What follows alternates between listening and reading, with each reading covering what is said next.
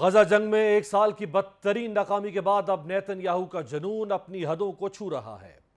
صہیونی forces نے اپنی جنگی کارروائیوں کا دائرہ غزہ کے ساتھ لبنان، شام اور یمن تک بڑھا دیا ہے۔ بیروت میں کیے گئے ایک حالیہ حملے میں صہیونیوں نے حزب اللہ کے مرد آہن حسن نصر اللہ کو شہید کر دیا ہے۔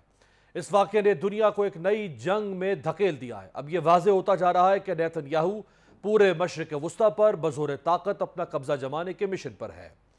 یاد رہے کہ صہیونیت کے بانی تھیوڈور ہرزل کے مطابق پرومسڈ لینڈ یا گریٹر اسرائیل کے نقشے میں مصر میں دریائے نیل سے لے کر عراق میں نہر فرات تک کے علاقے شامل ہیں، یعنی فلسطین، لبنان، اردن، عراق، ایران، شام، مصر، ترکی اور سعودی عرب بھی گریٹر اسرائیل کا حصہ ہوں گے۔ سن 1947 میں اقوام متحدہ نے فلسطین کو دو الگ الگ یہودی اور عرب ریاستوں میں تقسیم کرنے کی منظوری دی اور بیت المقدس کو ایک بین الاقوامی شہر قرار دیا تھا۔ 90 کی دہائی میں حسن نصر اللہ شہید نے عباس الموسوی کی جگہ حزب اللہ کی قیادت سنبھالی تھی۔ سن 1992 میں اسرائیلی ہیلی کاپٹرز نے لبنان پر حملہ کر کے حزب اللہ کے سیکرٹری جنرل عباس الموسوی کو ان کی اہلیہ اور 5 سالہ بیٹے کے ہمراہ شہید کر دیا تھا۔ اسرائیلی میڈیا کا دعویٰ ہے کہ لبنان پر تازہ حملے میں حزب اللہ کے سربراہ حسن نصر اللہ کی بیٹی زینب نصر اللہ بھی شہید ہوئیں۔ اس سے قبل 12 ستمبر 1997 میں حسن نصر اللہ کا 18 سالہ بیٹا محمد ہادی نصر اللہ جنوبی لبنان میں اسرائیل کے خلاف مزاحمت کرتے ہوئے شہید ہوا تھا۔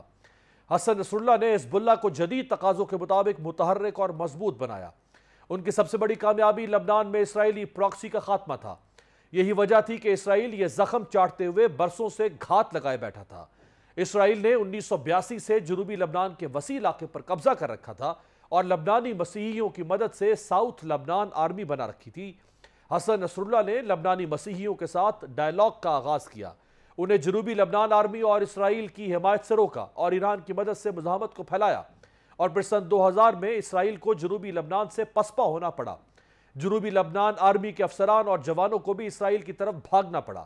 یہ حسن نصر اللہ کی بہت بڑی کامیابی تھی۔ حسن نصر اللہ پر حملے کے لیے بنکر بسٹر بموں کے ساتھ 80 ٹن سے زائد بارود استعمال کیا گیا۔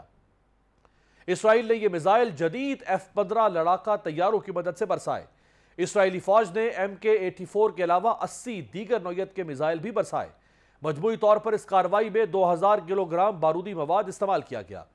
اسرائیل نے حزب اللہ سربراہ حسن نصر اللہ کے بعد ایک اور سینئر رہنما نبیل کاؤک کو گزشتہ روز ہونے والے ایک فضائی حملے میں شہید کرنے کا دعویٰ کیا ہے، جو کہ حزب اللہ کی اندرونی سیکیورٹی کے انچارج تھے۔ لبنان میں ہونے والے اسرائیلی فوج کے حملے میں فلسطینی مزاحمتی تنظیم کے اہم رہنما فتح شریف ابو الامین بھی اپنے کچھ اہل خانہ کے ہمراہ شہید ہو گئے ہیں۔